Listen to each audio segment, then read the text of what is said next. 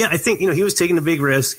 And with Clerks 2, I mean, he was a father at this point, right? Yeah, it's because Harley's in the movie.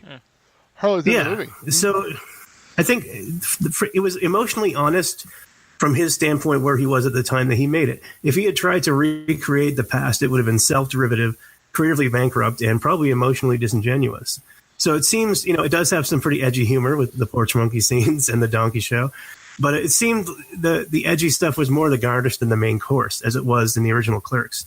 So whereas Clerks was like a series of raunchy conversations presented in vignettes loosely connected by like an overarching plot involving Dante's seeming inability to shit or get off the pot, Clerks 2 is a more traditionally crafted 3-act film based around Dante's executive dysfunction, trimmed with all these raunchy conversations and stuff. Yeah, that's a good point. This is more of a film than even... And we joked about that when we were doing Clerks. Yeah. That it was funny that a lot of times you'd have these like scenes that would literally be in a 1 or 2 minute chunk. It'd be perfect for our format. It fit our purpose. Terrible cinema. I love it to death, but it is terrible cinema. You know what, though? It made it perfect for our format. It didn't make it great for us. So, we're being completely honest.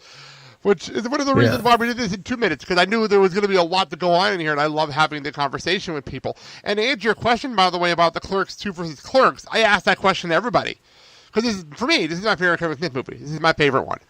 And I asked that question. And we've gotten literally mixed reactions. We've had a lot of positive, and a lot of Clerks is better. And we've had people rank their movies. I'm like, it's mixed. And I appreciate the honesty of people, though. I appreciate the honesty. Because it's hard to rank this movie because it is so different. Yeah, it is. It's a much better film, in my opinion. I really like it. I think it doesn't get half the love that it should.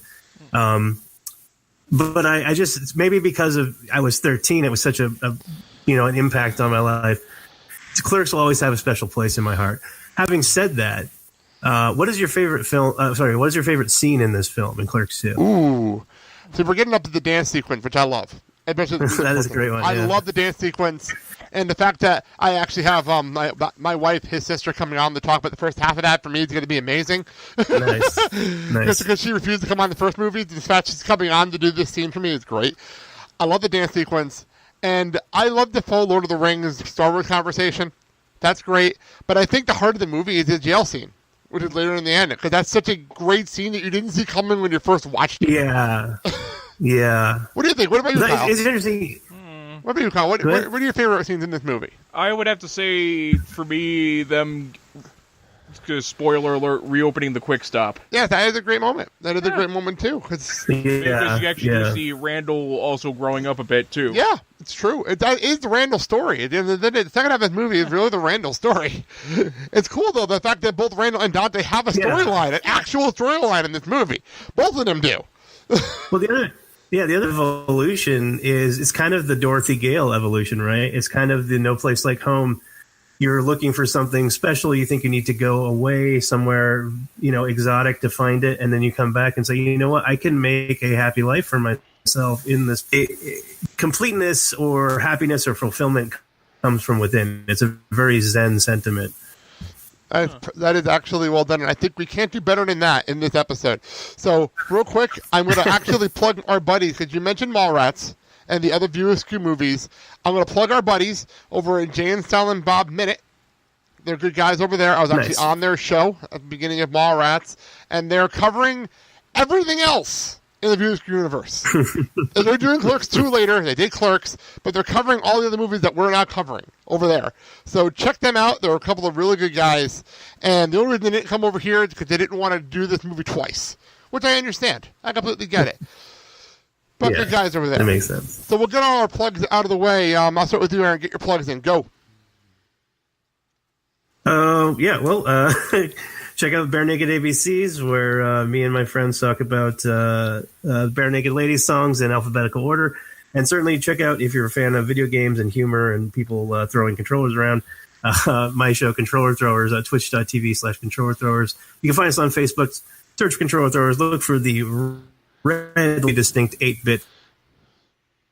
That is us. Perfect. So, hope to see you guys in the chat maybe sometime. That'd be great. That's actually, I think that'd be more up Kyle's alley, actually, because of the old school video game stuff. I think that's right up your alley kind of mentality. For me, we'll plug Filling the Void Podcast Network. That is our home. The boss was on the episode before this, so awesome.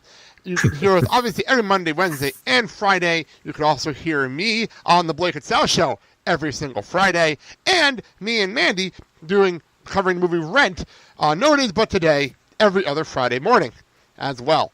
I'm literally doing 3 projects at the same time, which is absolutely insane. Looking back at this was not a smart idea on my part, but whatever. I'm doing it anyway. That all being said, where can I find you on the Twitter? I'm at Gamepad Throw is Controller Thrower's official Twitter. And if you go to controllerthrowers.com, I believe that dumps you into our YouTube channel, which we're still kind of starting up at the moment, but we'd love to have people watch our videos on there. Awesome. Kyle, where they can find you on the Twitter? Hudson Hawk FIM. And I'm at Riley21106, and also the show's at Clerks Minute. Facebook at Clerks Minute. Instagram, a very busy Instagram, because we put the graphics up of all the episodes and everything going on over there. It's actually, I actually post a lot of like Kevin Smith photos and stuff from the stash, and I plug like Marilyn Gigliotti's gigs and things like that over there. So good people over there that we help us out. And Instagram, and I think that's all of our plug. Oh, and the Facebook community, the Clerks Convenient Group. Join us over there, chit chat, tell us what we said wrong, or to talk about this movie over there. All that being said, thank you so much, Aaron, for coming on the show. This is a lot of fun and really insightful. Yeah. Thank you very much for having me on, guys. I love the film and I love talking about it with you. Hope that we can collaborate with BarenakedABCs again sometime down the road. But I would hope have a great night. I would hope so. And, my favorite thanks band. again. They are my favorite band, so I hope so. So gotta keep interrupting. Is the old interrupting orange? Thank you guys so much. Have a good night. And take care, my little porch monkeys. All right, on that note, thank you so much for listening to Clerks Minute. I'm Blake. I'm Kyle. Have a good day, everybody. So what can I get for you, you little porch monkey? Snorting, smoking weed, doing coke, drinking beers, rolling fatties, smoking blunts. Who smokes the blunts? We smoke the blunts, rolling blunts and smoking.